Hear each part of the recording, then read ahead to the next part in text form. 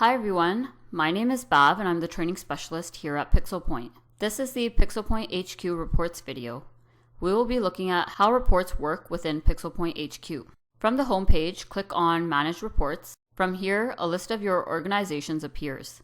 Today we'll be focusing on the organization called My Pizza. A list of your reports all pertaining to the organization called My Pizza appear. Let's work our way down this page before looking at a report. At the top of the page, there are two tabs called My Reports and My Scheduled Reports. My Scheduled Reports are the reports that are recurring. For example, this report recurs every Wednesday at 10 o'clock UTC time. You see this information by clicking on the Info button. Let's go back into the My Reports tab.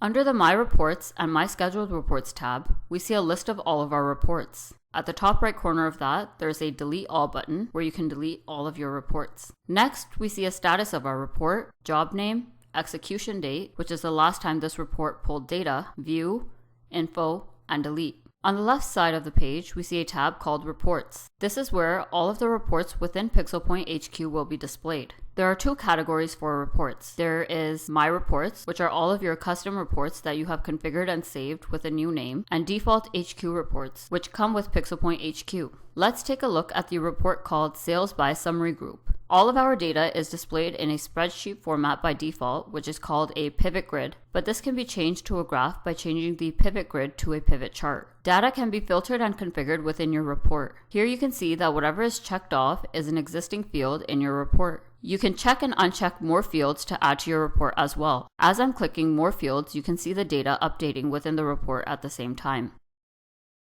Under that, you can filter the fields within your report by dragging specific fields between the four areas called Filters, Columns, Rows, and Sigma values.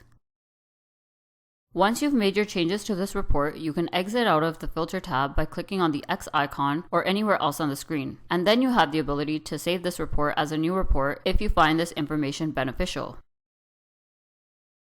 If you do decide to save it under a new name, it will appear under My Reports. You can export this specific data from the report to a CSV or PDF file. We have been looking at the report as a Sales by Summary Group report. Next, we have the Overview tab, which appears as a flat report, and you can also view the report description. That concludes the PixelPointHQ reports training. Look out for future videos.